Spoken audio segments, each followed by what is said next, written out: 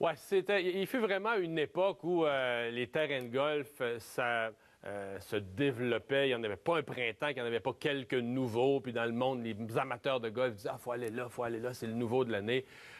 C'est une nouvelle réalité maintenant. Les terrains de golf, il y en a peu de nouveaux ou pas du tout de nouveaux, mais surtout les terrains de golf existants pour plusieurs en arrache. Bernard Vaillancourt, porte-parole de l'industrie de l'Association du golf. Bonjour, M. Vaillancourt. Bonjour, M. Dumont. Bon, donnez-nous un peu le portrait. Là. Ce matin, dans le Journal de Montréal, on voit des chiffres. Le nombre total, par exemple, de rondes de golf là, au cours des 4 dernières années a été plutôt à la baisse. Il n'y a plus de croissance, là. C'est-à-dire que les gens jouent moins. Alors, à ce moment-là, moi, les statistiques que j'aime bien, c'est qu'au Canada, là, bon an, mal an, on perd 1 million des 5 millions de golfeurs qui jouent et on récupère 1 million.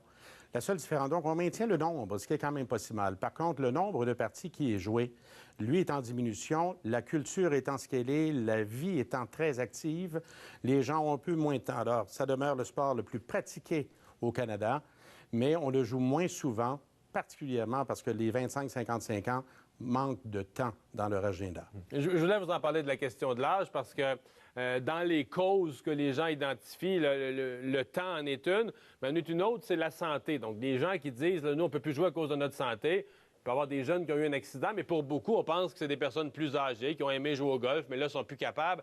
Est-ce que vos golfeurs trop âgés qui ne peuvent plus jouer sont encore remplacés par un aussi grand nombre de nouveaux golfeurs, là, des gens de 20, 25, 30 ans qui entrent sur les terrains de golf?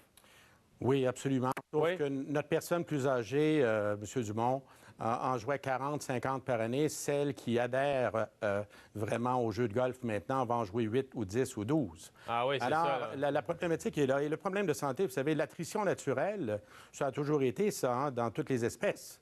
Alors, qu'on perde des joueurs éventuellement par leur âge, leur état de santé, c'est tout à fait normal. Mais l'industrie actuellement est grandement aidée par la présence des gens justement en bonne santé qui ont entre 55 et 80, je dirais, et qui constituent une bonne partie de notre clientèle. Oui, les retraités en forme qui passent leur journée là. Est-ce qu'il y a trop de golf? Parce que, je le disais en ouverture, là, il y a quand même été une bonne période où à chaque printemps, il y avait le buzz là, des nouveaux terrains. Et il s'en créait des terrains de golf au Québec. Est-ce qu'on a exagéré? Est-ce qu'il y en a juste trop pour la population qu'on est et le nombre de touristes qu'on a l'été? Bien, c'est-à-dire que je pense que le nombre de terrains est correct. C'est une industrie régionale là, qui est fort importante pour la province de Québec. Et oui, vous avez raison, il y a eu une période en 1990 et 2000 où il y a eu un rattrapage qui s'est fait. Mais depuis ce temps-là, le nombre de nouveaux parcours est peu important si on regarde ça comme ça. Par contre, la clientèle change, les habitudes de la clientèle changent et on se doit, comme industrie, comme toute industrie, de se remettre en question et de voir s'il n'y a pas de nouvelles manières de faire pour répondre aux besoins, aux nouveaux besoins de notre clientèle. Est-ce que c'est trop cher? Le prix est toujours un enjeu dans quoi que ce soit. Vous allez demander, dans les sondages, on nous le dit d'ailleurs, vous allez demander à quelqu'un qui paie 10 pour un buffet à volonté, si c'est encore dispendieux, il va trouver le moyen de dire que ça l'est. Alors, à ce moment-là, le prix, si on regarde ce qui s'est passé au Québec et en Amérique du Nord, le prix est fort raisonnable pour jouer au golf. On peut jouer au golf pour 25, 30, 35 40 et passer un beau 4h30 en famille. Alors, le prix n'a pas tellement augmenté depuis peut-être 5 à 10 ans. Les fermetures de terrain, là, il y en a eu un pas loin de chez moi. Il y a eu quelques fermetures ces dernières années. Est-ce que vous la sentez, cette pression-là? Je vais vous dire comment je la comprends. Vous me corrigerez si je me trompe. J'ai l'impression qu'il y a des terrains qui font plus d'argent ou très, très peu dans l'opération golf, pour les raisons qu'on vient de mentionner. À un moment donné, ils se rendent compte, surtout en banlieue de Montréal, que le terrain vaut de l'or. Si on construit là-dessus, ça vaut de l'or. Des maisons, des rues, des condos, etc. Vous la sentez, cette pression-là?